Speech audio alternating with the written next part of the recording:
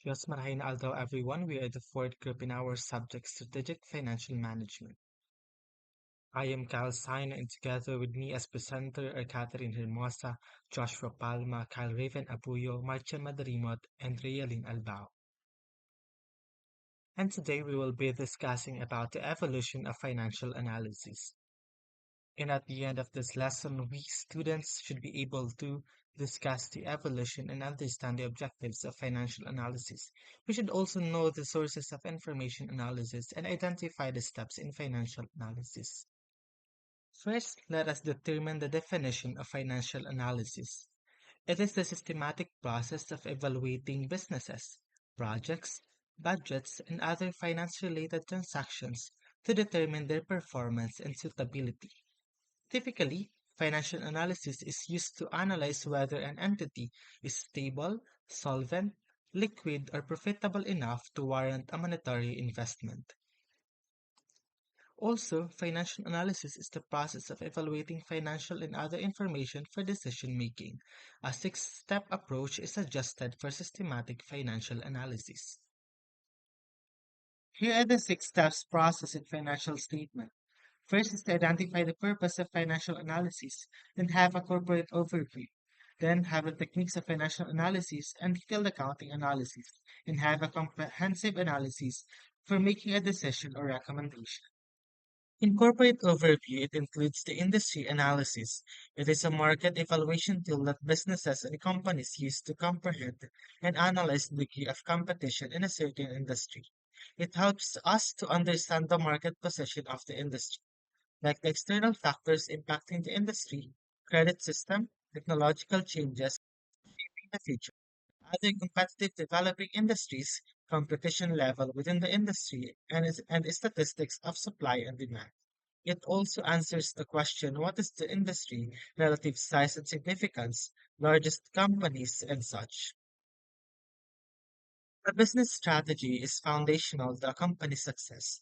It helps the organization to achieve the goals and gives companies a competitive edge. It determines various business factors including price, suppliers, employee recruitment, and resource allocation. Without a clear business strategy, a company can create value and is unlikely to succeed. We can see in this slide the different business strategy and current situation that can help our business.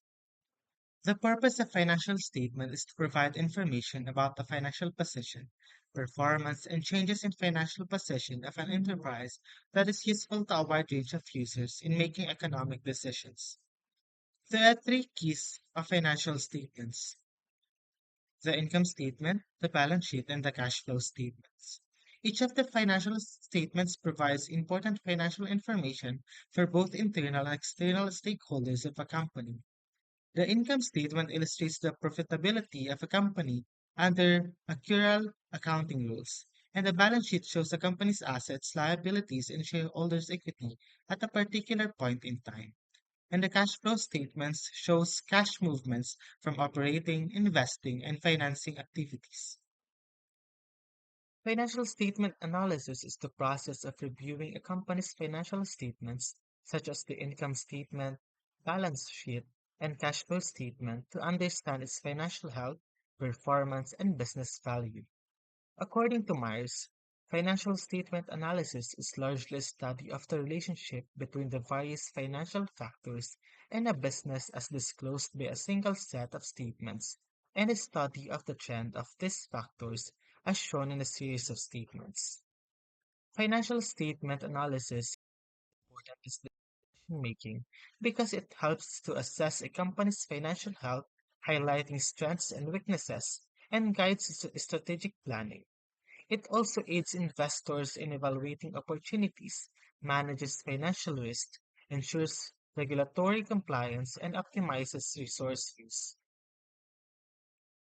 Financial statements analyzed by two users, the internal and external users. Internal users are the people working inside the company, use the financial statement in planning, evaluating, and controlling company operations, while external users are the investors, creditors, regulatory agencies, and stock market analysis and auditors. uses the financial statement in assessing past performance and current financial position and making predictions about the future profitability and solvency of the company, as well as evaluating the effectiveness of management. Information is available in the newspaper, journals, financial information organizations, and other business publications. There are three techniques and types of analysis: the horizontal and vertical analysis and cash flow statements. In horizontal analysis, it includes comparing key figures in financial statement and evaluates a series of financial statements over a period of time. Horizontal analysis entails selecting several years of comparable financial data. One year is selected as the baseline, often the oldest, then each account for each subsequent year is compared to this baseline, creating a percentage that easily identifies which accounts are growing and which accounts are shrinking. On the other hand, vertical analysis evaluates financial statement by expressing each item in a financial statement as a percent of the base amount. Key figures such as sales in IS and total assets on PS are set to 100%. Other items are then expressed as percentage of 100. Vertical analysis entails choosing a specific line item benchmark and then seeing how every other component on a financial statement compares to that benchmark. Cash flow statements, it expresses the relationship among selected items of financial statement data. It is also summarizes the amount of cash and cash equivalents entering and leaving a company. The cash flow statements measure how well a company manages its cash position, meaning how well the company generates cash to pay its debt obligations and fund its operating expenses. So moving on to the first technique under traditional approaches to financial analysis. Horizontal analysis is a method used to compare financial statements over time. Usually, companies compare two or more years' worth of data to see how certain items such as assets, liabilities, or revenue have changed. So, horizontal analysis is also known as the trend analysis. So, dito involve ang pag-calculate ng percentage change of a specific financial statement item such as the revenue, expenses, or profits over time. So with this percentage, nako-compare natin yung figures year over year or quarter over quarter. With the help of horizontal analysis, we can identify patterns such as increasing sales or rising expenses and also para ma-assess how the company's financial position evolves. Useful ang analysis na to help companies spot trends in financial growth or challenges na maaari nilang ma-experience over time. So, in order to calculate the percentage, the formula is amount in comparison year minus the amount and base year over amount and base year times 100 to get the percentage. So in this slide, as you can see, there is a comparative balance sheet for Home Depot comparing the financial data of 2 years, December 31, 2006 and December 31, 2007. So again, a balance sheet is a financial statement that shows the company's assets, liabilities, and stockholders' equity at a specific point in time. So, ang goal dito is to compare the 2 years to see how much the company's financial standing has changed. So, the current assets, as you can see, is in 2006 were $7,777 million, and by 2007 they grew to $10,361 million, and it increased by $2,584 million. So the liabilities also increase. For example, the current liabilities line, it risen from $4,385 to $6,501, an increase of $2,116 million. So dito, as you can see in your screen, yung detailed breakdown kung paano kinompute yung horizontal analysis or paano kinuha yung percentage change. So going back with the Home Depot's current assets, using the formula, first sinubtract muna natin si comparison year, which is data from 2007 to the base year in 2006. giving us a difference of $2,584. To proceed with the formula, i-divide na natin yung difference which is $2,584 to base year of $7,777, then multiply to 100 to get the percentage. So, after the computation, yung sagot is 33.2%, meaning from 2006 to 2007, the company's current assets increased by 33.2% after a year showing a positive growth rate.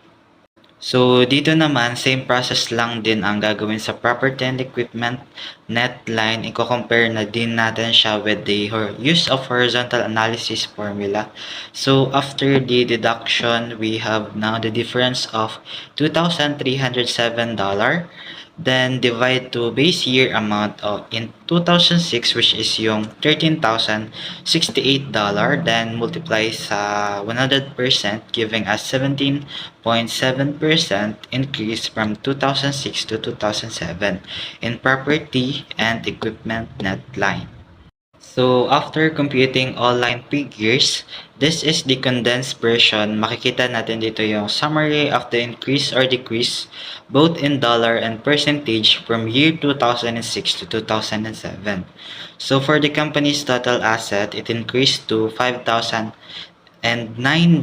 or 23.4%, which is a good indication. Meanwhile, for current liabilities, this jumped significantly from $4,385 to $6,501, representing a 48.3% increase. This could indicate that there is a rising short-term obligations or debt na kailangang bayaran within a year. So overall, total liabilities rose by 30.3%, showing that Home Depot's debts grew during this period, which may need attention from the management. So moving on to the income statement of Home Depot in year 2006 and 2007. Focusing to net sales, the total sales for Home Depot increased from $45,738 in 2006 to $53,553 in 2007, a difference of $7,815 or a 17.1% increase. This is a positive sign showing that the company increased its revenue after a year from 2006 to 2007. So this slide continues the horizontal analysis from the income statement, focusing now on cost of merchandise sold. This line represents the direct costs related to selling Home Depot's products, like materials and labor needed to produce or buy the goods. In 2006, the cost of merchandise sold was $32,057. By 2007, it increased to $37,406. The difference is 5,349 million. To calculate the percentage increase, we use the formula difference over base year times 100. So after substituting the value, it gives us the answer of 16.7%. So this shows na yung cost of merchandise is nag-increase by 16.7%, meaning Home Depot spent more money in 2007 on the goods it sold compared to 2006. So this slide shows a more detailed horizontal analysis of the entire income statement. It compares all major items from 2006 to 2007, including sales, cost, and expenses, and shows the dollar amount of the change and the percentage change. In gross profit, it grew by 18% from $13,681 to $16,147, meaning Home Depot was able to make more profit before other expenses. So for total operating expenses, it increased by 18.2%. This means Home Depot also spent more on running the business in 2007.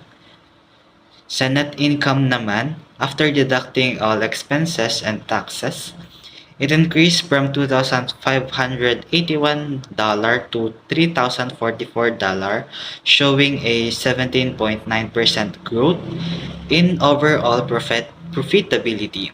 This means that Home Depot was able to keep more money after paying all costs. Moving on to second technique under traditional approach, vertical analysis, which is different from horizontal analysis.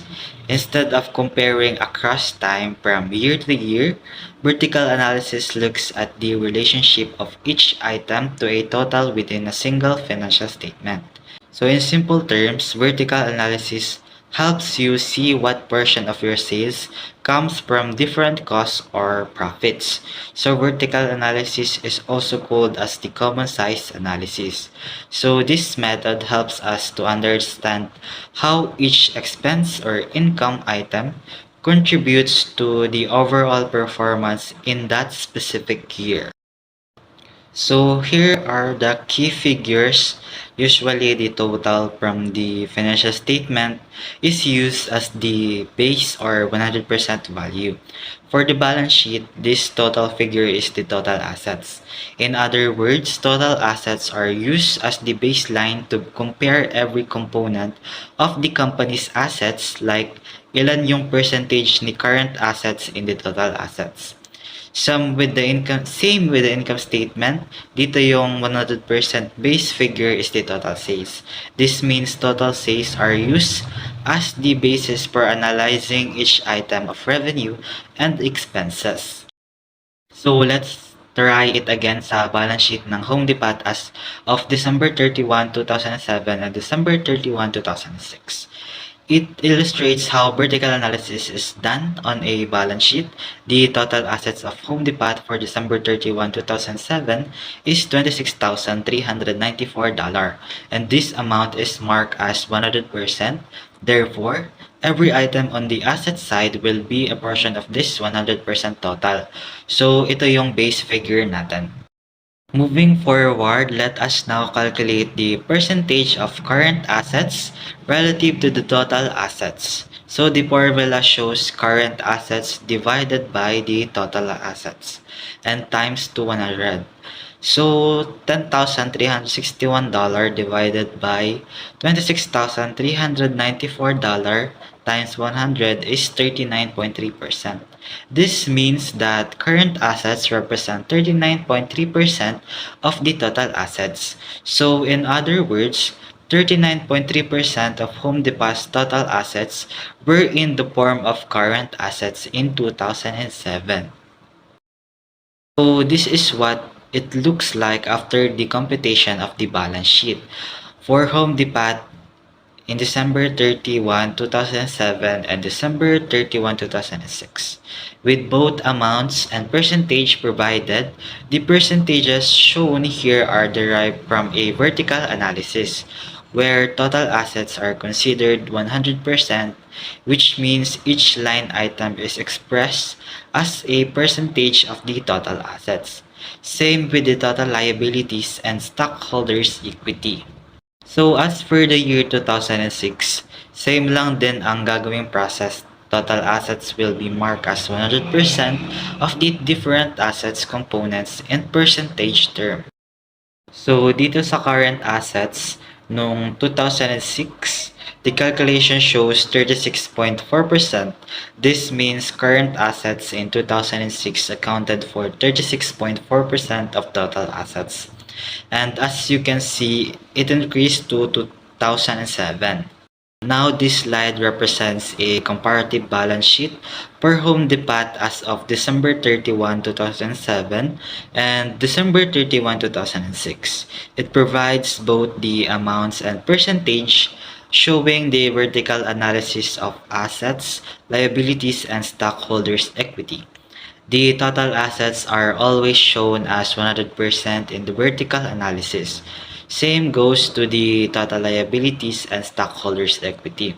So here we can observe that the current assets in the increased from 36.4% in 2006 to 39.3% in 2007. So the current liabilities also increased from 20.5% in 2006 to 24.6% in 2007, indicating a higher proportion of short-term obligations.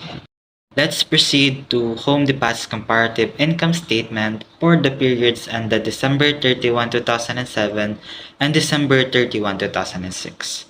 Vertical analysis is also applied here, where net sales are considered as 100% of each expense and income item is expressed as part of the percentage of net sales. So here let's determine the relationship between cost of merchandise sold and net sales using the formula. This slide focuses on the vertical analysis of Home Depot's income statement for the year 2006. So the calculation specifically highlights the relationship between cost of merchandise sold and net sales. So it shows the formula cost of merchandise sold over net sales. So upon substituting and computing, ang lumabas na sagot is 70.1%. So this means na 70.1% of Home Depot's net sales in 2006 were used to cover the costs of goods sold. So finally, here is the results of vertical analysis for Home Depot's comparative income statement for year 2006 and 2007. So makikita dito na yung income nila noong 2006 na 5.6% ng net sales ay tumaas after a year na 5.7% ng net sales. So ibig sabihin nito sa bawat dolyar or peso na kinikita nila, nakapagtabi sila ng 5.7 cents as profit noong 2007 at 5.6 cents naman noong 2006. So ipinapakita dito na kung gaano ka-efficient ang Home Depot sa pag-manage ng lahat ng costs nila para makapag-end up with a solid profit. The modern approach to financial statement analysis involves using advanced statistical tools and decision-making models to interpret financial data more accurately and effectively. It goes beyond traditional ratio analysis and considers broader data trends, integrating non-financial elements such as market conditions, industry trends, and management quality. By employing sophisticated techniques such as regression analysis, machine learning, or other analytical methods, this approach provides a deeper, more holistic understanding of a company's financial health, risk factors, and future performance potential. Big data and analytics refers to datasets that are too large, fast, or complex to be handled by conventional data processing software. These datasets can come from diverse sources such as social media, sensors, financial transactions, analytics refers to techniques and tools used to process and analyze large datasets by applying statistical models, machine learning algorithms, and data mining techniques. Analysts can uncover patterns, trends, and correlations that were previously hidden or inaccessible. This enables businesses and organizations to make data-driven financial modeling refers to the process of building a mathematical representation of a company's financial performance. It is often constructed in spreadsheets like Excel to simulate the company's future earnings, costs, cash flows, and balance sheets. Financial forecasting involves predicting a company's future financial outcomes based on historical data, trends, and assumptions about the future. Forecast can be short-term or DCF long-term. Analysis is a valuation method that estimates the value of a company based on its future cash flows, which are discounted back to their present value. DCF is useful for evaluating companies with steady, predictable cash flows and for determining the intrinsic value of an investment by focusing on the company's ability to generate scenario analysis helps businesses understand how they might perform under different circumstances, enabling better strategic planning and risk management. It's useful for evaluating uncertainty and planning for both favorable and unfavorable. Sensitivity analysis helps businesses understand which variables have the greatest impact on financial outcomes. It identifies the sensitive areas of a model, allowing companies to focus on managing those critical factors. The use of statistical tools in modern financial analysis enhances the ability to interpret the data, identify trends, and make predictions. Financial analysis leverage these tools to move beyond simple data examination, enabling more precise and sophisticated integration of non-financial data such as environmental, social, and governance (ESG) factors into company assessments offers a broader perspective on performance and potential risk. Traditionally, financial data like revenue, profit margins, and assets value have been the core of company evaluations. However, non-financial data highlights other critical elements that can affect long-term sustainability and value. Environmental factors, information on a company's environmental impact, such as carbon footprint, resource consumption, and waste management, can indicate exposure to risk like regulatory changes or shifts in customer preferences towards greener practices. Companies with proactive environmental strategies may avoid costly penalties and improve their reputation. Social factors: this includes how companies manage relationships with employees, suppliers, customers, and the communities where they operate.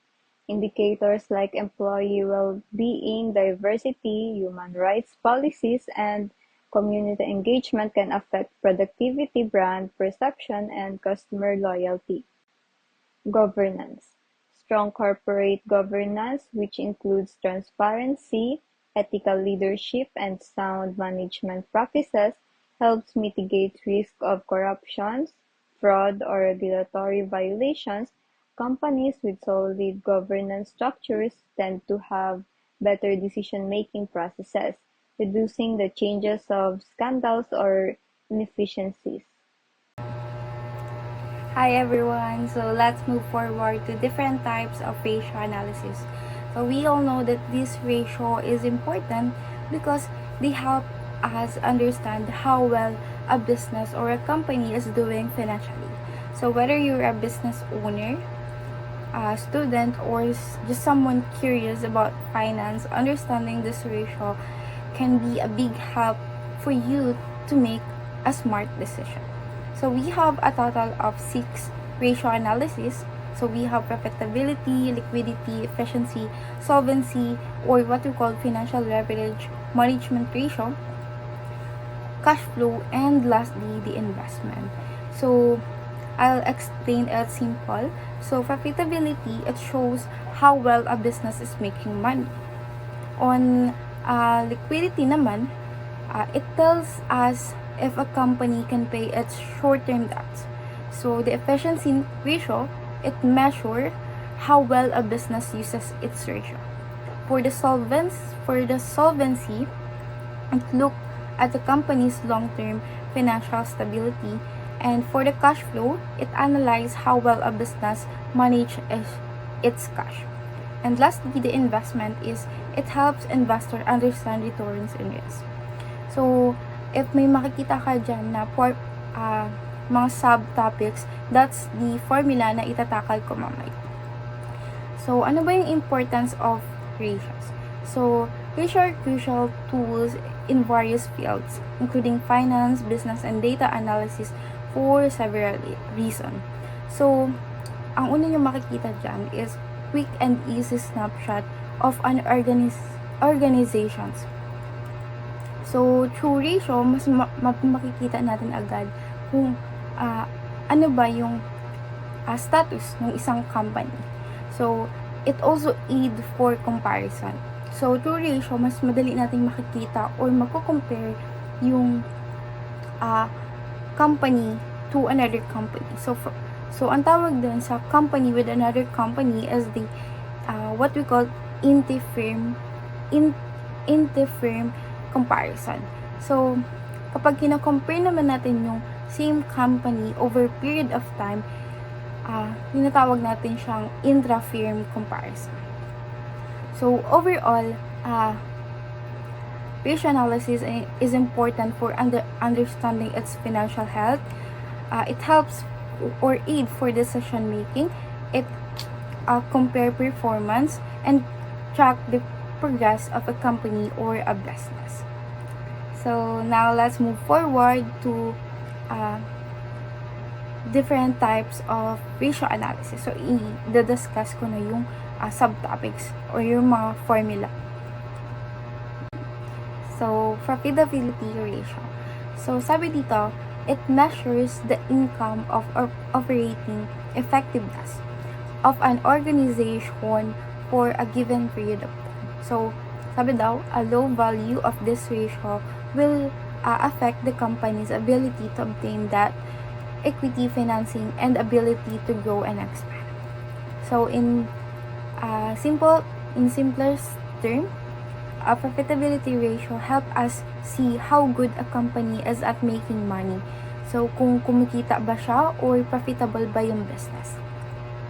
So meron siyang subtopic na return on capital employed or what we call ROCE. So ang formula niya to get the return on capital is operating profit over capital employed times 100. So itong operating profit as EBITDA siya. So earnings before interest and tax. So EBIT. Yeah. So ano ba itong return on capital employed? So it measures the effective use of capital. It measures the profitability from the shareholders' viewpoint. It shows how many rigid of the net income were earned for each rigid invested by the owner. So this shows, in simplest term, this shows how efficiently a business is using its capital to generate profit. So meron ako nilagay dito ang example. So if a company makes an operating profit of 100,000, so meron daw silang profit na 100,000 and has a capital employed of 500,000, there also would be, so i-divide lang natin siya. EBIT or the earnings before tax, earnings before interest and tax, which is the 100, and over the capital or yung puhunan na 500,000 times 100, so ang total niya is 20%. So this means for every peso the company invests, it earns 20 cents in the profit. Gross profit ratio. So this ratio shows how much money is left after covering the cost of goods sold or the direct cost of making the products. So ang formula niya is sales minus cost of goods sold, which is yung gross profit na nga, over sales times 100. So I have example here. If a business sells 200,000 worth of goods and its cost to produce them was 150,000, so ima-minus lang natin siya. 200 minus 150 equals 50,000. So yun yung gross profit niya. So i-divide lang natin siya dun sa business sales niya 200,000 times 100, we will get 25%. So this means that company keeps 25% of sales as profit before other expenses. So next is the net profit ratio. So this ratio is how much money the business actually keeps after paying all its expenses, including taxes. So in simplest term, yung net profit, it shows how much money the business actually keeps after paying all its. So let's move forward to liquidity ratio. So sabi daw sa liquidity ratio, it measures the short-term ability of the organization or the company to meet unexpected need for cash or para kung kaya ba ng company magbayaran yung short-term debt nila. So, it's like asking if we owe money, can I pay it quickly? So, meron tayong dalawang ratio dito, the current ratio and the quick ratio. So, yung current ratio,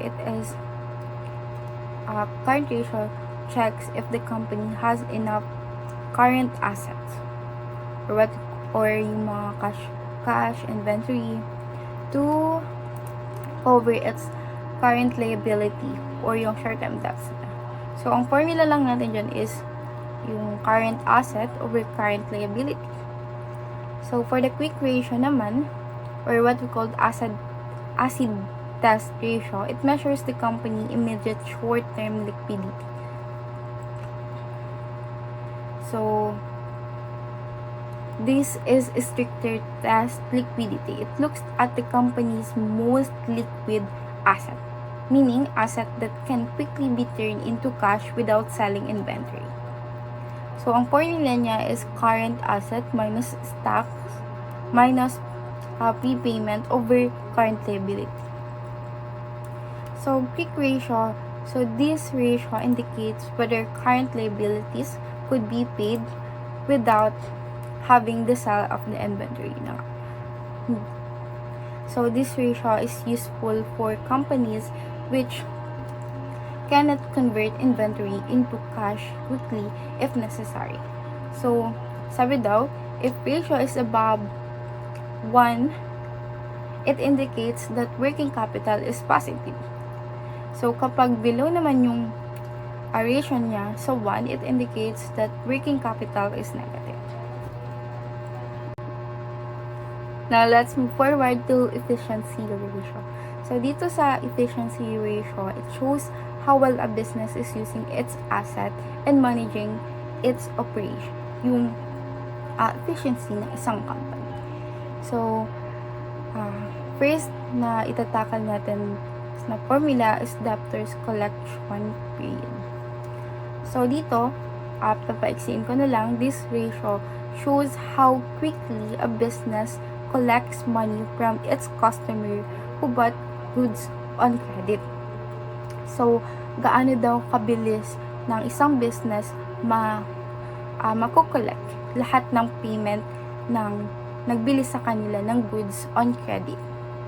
So, dito, ang formula lang is debtors turnover, which is net credit sales over average debtors. So, for example, if the debtors turnover ratio is 5, the collection period would be 365 yung number of days for a year na, over 5 yung number of days ng pag-collect dun sa consumer. So, equals 73 days. So, this means that it takes the business about 73 days to collect payment from the consumers. Next is asset turnover. So, ang asset turnover is, it measures how efficiently a business uses its asset to generate sales. So, gaano daw ba ka-epekto or ka-effective yung business na gamitin lahat ng assets nila to generate sales. So, it compares sales to total asset employed. It measures how efficient the asset in generating sales. Yun nga sinabi ko. So, asset turnover ratio is equal to net sales or the sales over the total assets times 100. So, for example, if a business has a total assets of 800,000, ito yung mga assets like ano ba yan? Machine and everything. So, it generates a 1,200,000 in sales. So, the ratio would be, yun lang, i-divide lang natin siya. So, 1.5. So, this means that if a business has a total asset of 800,000, so, nag-generate siya na 1.5.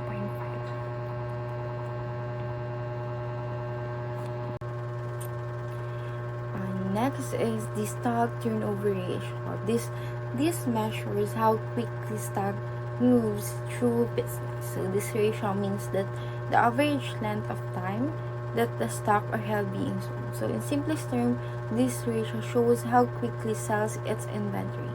So the formula here is stock turnover is equals to stock of goods sold over average stock. So i-divide lang natin siya. So I have example here. If the cost of goods sold is 600,000 and the average stock is 150,000, the stock turnover is 600 over 150,000 is equal to 4. So this means that business sells its entire stock 4 times a year. Plus, for the efficiency ratio, we have the debtors turnover ratio. So it measures how many times it takes to customers to pay. So if a business has a credit of 500,000 and the average debtors, people who are yung nag-utang of 100,000, the ratio would be, so minus lang, i-divide lang natin siya and 5.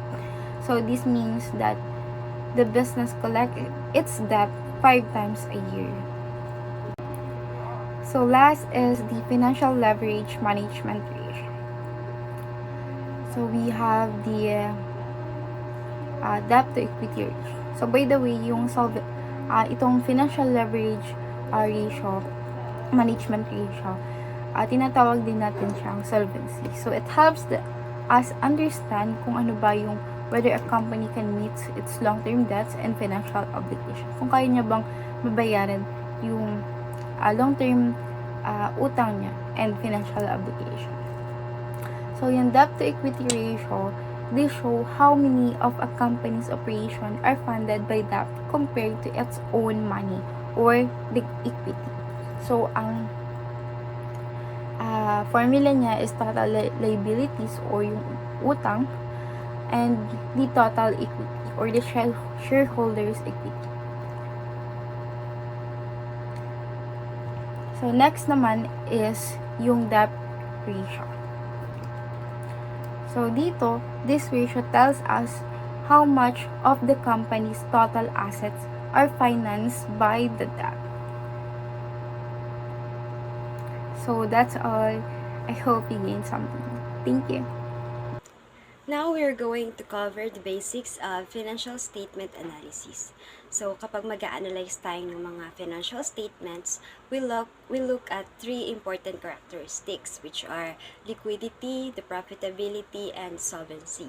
Another thing is that gumagamit rin tayo ng 3 comparison bases to give this characteristic a meaning, and those comparisons are intra-company, industry averages, and inter-company. Now, to complete the analysis, we employ several tools. Those are horizontal analysis, which helps track the financial data over time, and vertical analysis that allows us to compare items on financial statement relative to a base figure, and ratio analysis na magpo-provide ng way to assess the liquidity, profitability, and solvency. So, I will further discuss what I said sa mga susunod na slides. Let's now dive deeper into ratio analysis, which is a critical aspect of financial statement analysis. So, ratio analysis expresses the relationship among selected financial data points and allows us to make better sense of the numbers. Meron tayong 2 key aspects ang ratio analysis. The first one is financial ratio classification. Financial ratio classification divides ratios into 3 main categories. First is liquidity ratios. This ratio measures the company's ability to meet short-term obligations and respond to unexpected cash needs. Ang example nito would be the current ratio, which compares current assets to current liabilities. Next, we have profitability ratios, which gauge how well a company is generating profit from its operation. Ratios such as return on assets and return on equity help us understand kung efficient ba yung company sa paggamit ng mga resources niya para makapag-generate ng profit. Lastly, we have solvency ratios, which evaluates the company's ability to survive over the long term. For instance, the debt-to-equity ratio tells us how much the company relies on debt to finance its operations, while the interest coverage ratio measures the company's ability to pay interest on its debt. So, by analyzing these liquidity, profitability, and solvency ratios, makakapag-gain tayo ng comprehensive view of a company's financial stability and ang long-term viability niya. Next, we have the types of comparison. The first type of comparison is intra-company.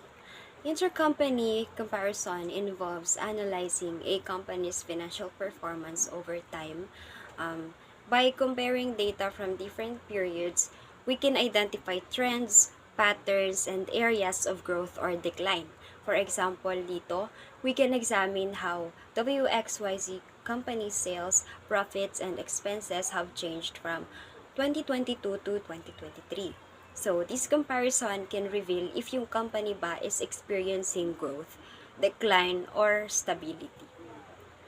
Secondly, we have intercompany. Intercompany comparison involves comparing a company's financial performance sa mga competitors niya. This allows us na ma-benchmark yung performance ng company against the industry standards and ma-identify yung areas where we can improve. For instance, illustration, as you can see, we can compare company A to that of WXYZ company. This comparison will reveal whether yung WXYZ company ba is more or less profitable than its competitor. The third and final type of comparison is industry averages. Industry averages involved comparing a company's financial performance sa average performance ng lahat ng companies in the same industry. This provides a broader perspective on the company's relative position. Para makalculate yung industry averages, we typically collect financial data from multiple companies in the industry and then dinidetermine yung mean or median of those values. For example, sa illustration, we can compare WXYZ companies profit margin, kunwari, to the average profit margin of all companies in the industry. This comparison can reveal whether WXYZ company is performing better or worse than its peers in the same industry.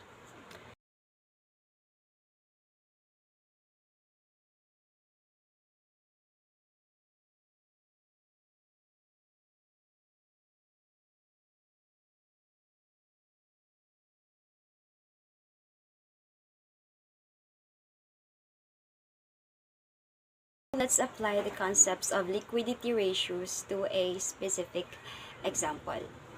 Firstly, we have the current ratio.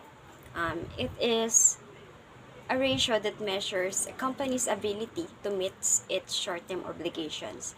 Nakakalculate siya by dividing current assets by current liabilities. So dito, in this case, the current ratio for 2005 is 2.58 times. This means that yung company has 2.58 pesos of current assets for every 1 peso of current liabilities. And next, we have quick ratio, which is also known as the acid test ratio. It is a more stringent measure of liquidity. It excludes inventory from current assets, as inventory can be less liquid than other current assets. So, using the provided data, the quick ratio for 2005 is 0.93 times. This indicates that yung company has 93 pesos of quick assets for every 1 peso of current liabilities. Now, let's compare the current and quick ratio we calculated for 2005 to the average, to the industry average. Nakikita nyo naman dun sa table, the current ratio for 2005 is 2.25 times, which is below the industry averages na 2.7. The quick ratio for 2005 naman is 0.93, which is also below the industry average of 1 times. While the current ratio has improved from 1.46 in 2004 to 2.58 in 2005, it is still below the industry averages, which suggests na yung company may have difficulty meeting its short-term obligations compared to its peers. Yung quick ratio naman is even more concerning kasi it's it is significantly below the industry averages. This indicates that yung company may have a liquidity issues, particularly if it faces unexpected cash needs. Now, let's analyze the company's inventory management efficiency using the inventory turnover ratio. Ang inventory turnover ratio is minimeasure niya yung how efficient a company is in managing its inventory. It is calculated by dividing sales by average inventories. Dito na naman, using the provided data, pinakita ko, the inventory turnover ratio for 2005 is 4.10 times, which means that the company sold its average inventory approximately 4.10 times during the year. Now, let's compare the inventory turnover ratio we calculated for 2005 to the industry average. As shown in the table, yung inventory turnover ratio for 2005 is 4.1, which is below na naman sa industry average na 6.1. Ang interpretation nito is the lower inventory turnover ratio compared to the industry average suggests na yung company may have some inefficiencies in its inventory management. This could be due to several factors. Moving on, let's analyze the company's accounts receivable management efficiency using the days sales outstanding or yung DSO. The DSO measures the average number of days it takes sa company na makolekta yung mga accounts receivable niya. It is calculated by dividing accounts receivable by the average daily sales. So, using the provided data na pinakita ko naman, kinalculate na naman natin, the DSO for 2005 is 45.5 days. This means that on average, it takes the company 45.5 days to collect its accounts receivable. If we compare the DSO we calculated for 2005 to the industry average as shown in the table, the DSO for 2005 is 45.5 days, which is above the industry average of 32 days. Ang interpretation naman dito is the higher DSO compared to the industry average indicates na yung company is taking longer to collect its receivables than its peers. This could be due to several factors such as lenient sa credit policy. The company may be granting overly lenient credit terms to its customers, which can lead to delayed payments. Another one is ineffective collection efforts. Yung company maaaring may weak collection procedure siya or inadequate staff to follow up on overdue accounts. Lastly, pwede ring economic factors. The overall economic conditions in the industry may be affecting customers' ability to pay on time. So next, let's analyze the company's asset utilization efficiency using the fixed assets turnover ratio and total assets turnover ratio. So, ang fixed assets turnover ratio or FATO, minimeasure niya yung how efficient yung company sa paggamit ng mga fixed assets to generate sales. It is calculated by dividing sales by net fixed assets. Using the provided data, the FATO for 2005 is 8.41 times. This means that yung company nag-generate siya ng 8.41 pesos of sales for every 1 peso of net fixed assets. Next is the total assets turnover ratio or TATO. TATO measures how efficiently a company is using all of its assets to generate sales. Ang nakakalculate naman ito is by dividing sales by total assets. Again, using the provided data, the TATO for 2005 is 2 times, which means that the company generated 2 pesos of sales for every 1 peso of total assets. Let's start by looking at financial asset turnover and total asset turnover ratio. In 2005, the FA turnover is 8.4 times, which exceed the industry average of 7.0 times. This is a positive indicator because it shows that the company is efficiently using its fixed asset to generate sales. The higher this ratio, the better the company is managing its fixed investment, such as property, plant, and equipment to produce the revenue. However, the total asset turnover, which indicates both current and non-current assets, remains at 2.0 times, below the industry average of 2.5 times.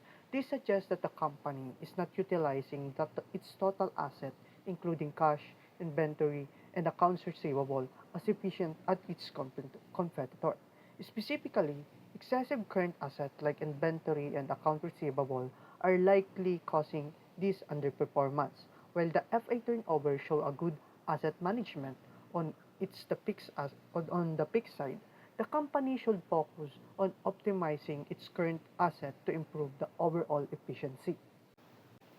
Next, we calculate the three critical debt management ratio: the debt ratio, the time interest earned or TIE, and EBITDA coverage ratio. The debt ratio measures the company leverage by dividing the total liabilities by the total asset. In 2025, the debt ratio is 43.8%. This ratio tells us that 43.8% of the company assets are financed by debt, which is relatively moderate and suggests a manageable level of leverage. It's important for companies to balance between using them to finance growth and maintaining enough equity to reduce the financial risk. The TIE ratio, calculated as EBIT or EBIT divided by the interest expense, shows how many times the company can cover its payment with its operating earning, and a TIE of 6.3 means the company can cover its obligation 6.3 times over, which is a strong indication that the company has an ample earning to meet its debt payment. So the process and solution for TIE is the formula is the EBIT or EBIT divided by the total by the interest expense. We take the EBIT, which is 502.6, and divided it by the interest of 80. We arrive at the answer of C 6.3 times. This high ratio demonstrates the good financial health in terms of covering interest payment. Now, at this point, let's calculate the EBITDA coverage ratio, which is more comprehensive measure than TIE. It's add back depreciation, amortization, and lease payment to EBIT, giving us a fuller picture of the company ability to meet its financial obligation. The formula for EBITDA coverage is EBITDA coverage equals EBITDA plus depreciation plus lease payment divided by interest expense plus lease payment plus loan payment. By including non-cash expenses like depreciation and other fixed costs such as lease payment, this ratio shows how much income the company generates before those fixed obligations are deducted. Here, the company EBITDA coverage ratio is 5.5 times, slightly lower than its TIE ratio because it includes additional financial obligation like lease payment. Now, at this point, on the fourth slide, we can see the debt management ratio versus industry average. This slide compares the company debt management ratio across 2003, 2004, and 2005, while also benchmarking them against industry average. In 2005, the company debt to asset ratio was 43.8%, an improvement from 80.7% in 2004. This sharp decline suggests that the company has taken its step to reduce its reliance on debt, possibly through recapitalization or paying down loans. While this ratio is now lower than the industry average of 50%, the trend shows that the company has become less reliant on debt, which reduced the financial risk. However, the EBITDA coverage ratio of 5.5 is still below the average or the on industry average of 8.0 times. This indicates that despite improvement, the company ability to cover all its financial payment, including lease, is still not strong as its peers. Comparing these two ratios to the industry average help us fully understand the company's relative financial health and its ability to manage the debt. Here, we look at the profit margin, which is calculated by dividing the net income by sale. In 2005, the company profit margin is 3.6%, which matched the industry average. This shows that for every dollars of sale, the company is earning 3.5 cents in profit, compared to a negative profit margin of negative 1.6 in 2004. This is a significant improvement. The solution or process of FM or the process or the profit margin is calculated as profit margin equals net income over sale equals 253.6 divided by 7,036 equals 3.6. The company in this from the solution or from the result of our solution, the company has improved its profitability from a negative margin in 2004 to an industry standard level in 2005, signaling the better cost management and revenue generation. The profit margin reflects the overall profitability of the company. By showing how much net income is generated from sale, it is a key indicator of cost efficient and pricing strategy. Now, let's proceed to the basic earning power. Basic earning power or BEP is a useful measure because it shows the earning ability of a company asset before considering the effect of taxes and financial leverage. By dividing EBIT or EBIT by total asset, we get a BEP or the basic earning power of 14.3% for 2005. This tells us that for every dollar of asset, the company generates 14.3 cents in earning.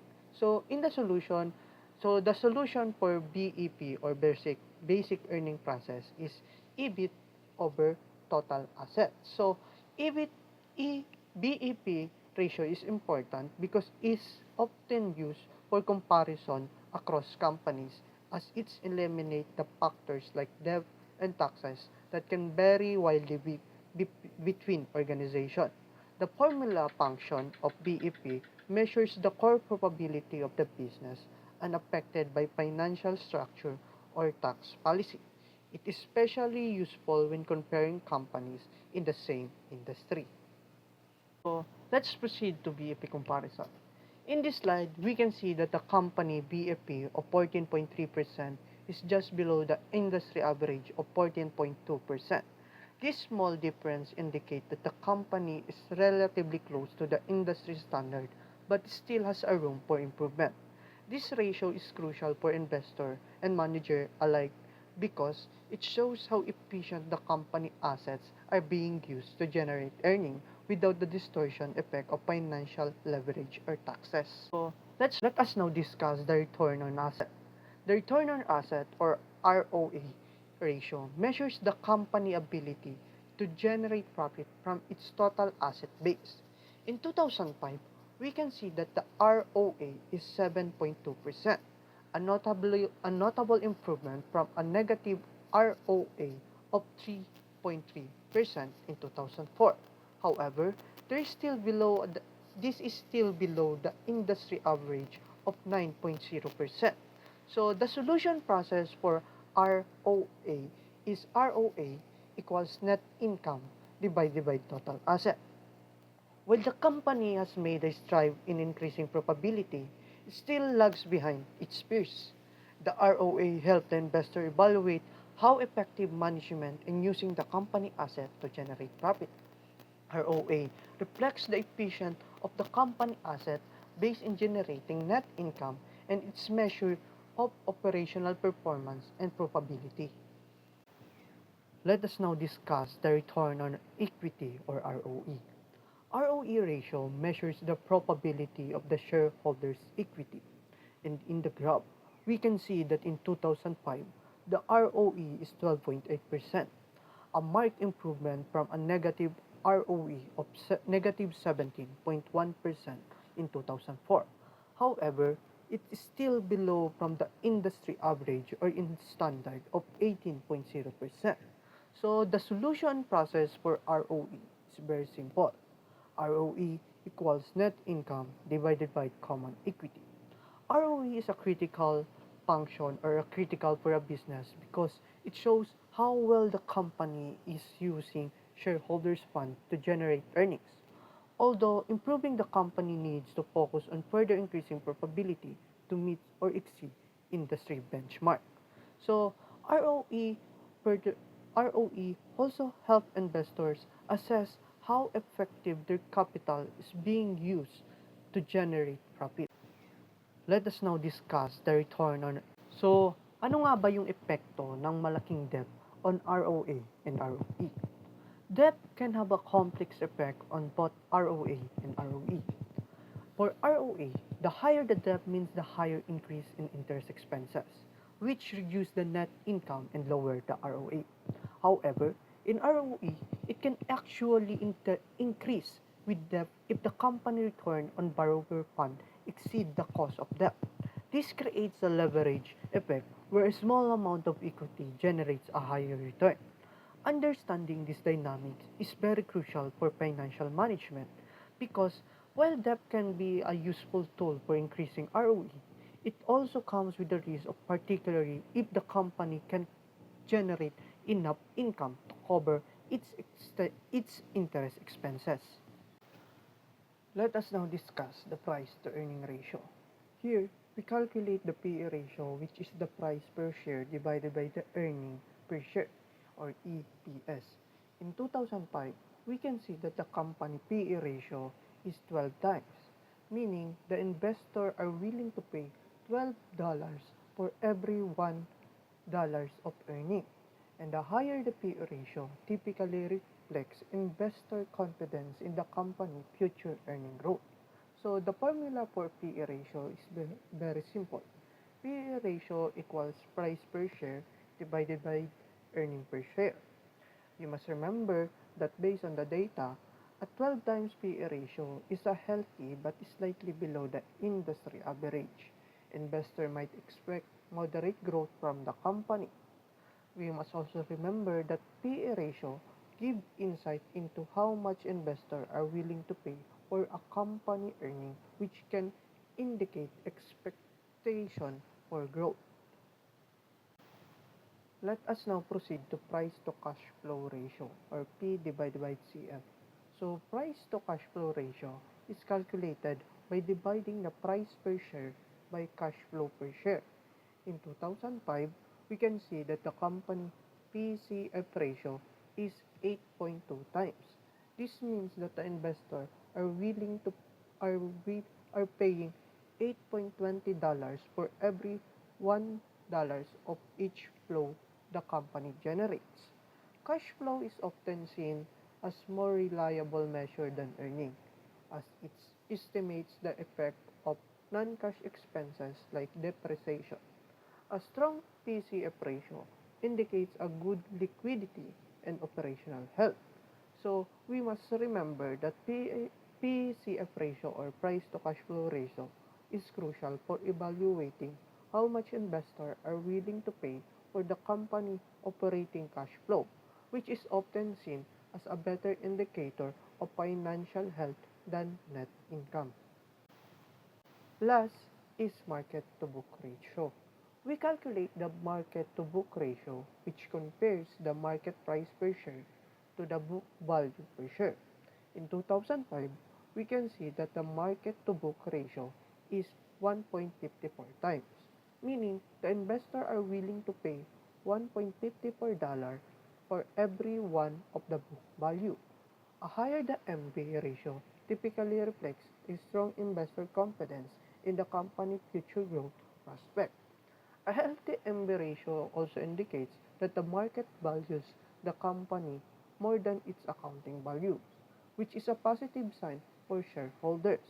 So, MB ratio is very important because it helps the investor assess whether the company is undervalued or overvalued in the market compared to its book value. In this slide, we can compare the evaluation ratio including the PE, PCF, and MB across different years and against industry average.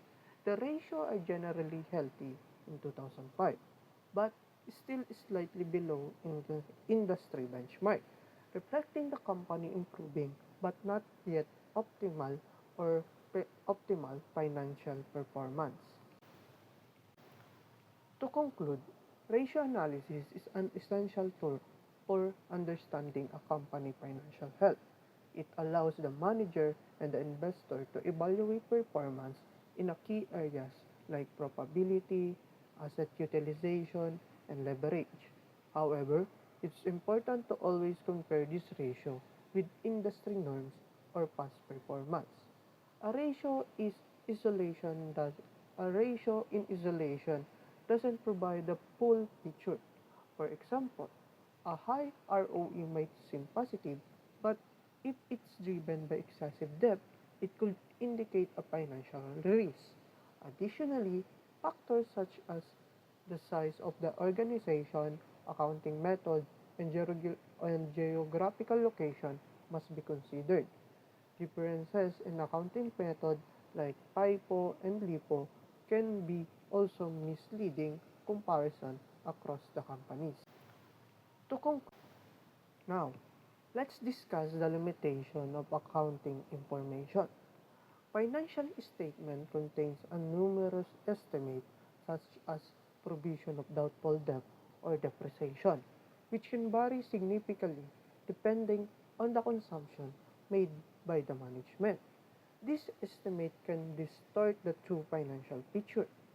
Another limitation is that financial statements are typically based on historical costs. For example, if there's an inflation, the cost figure on the balance sheet may not reflect current market condition, leading to an inaccurate assessment of financial health. Moreover, different companies use alternative accounting method. For instance, one company might use FIFO to value inventory, while another use LIFO, making a direct comparison difficultly. Lastly, diversification of activities within a company can limit the usefulness of financial ratio, as conglomerates operate across multiple industries.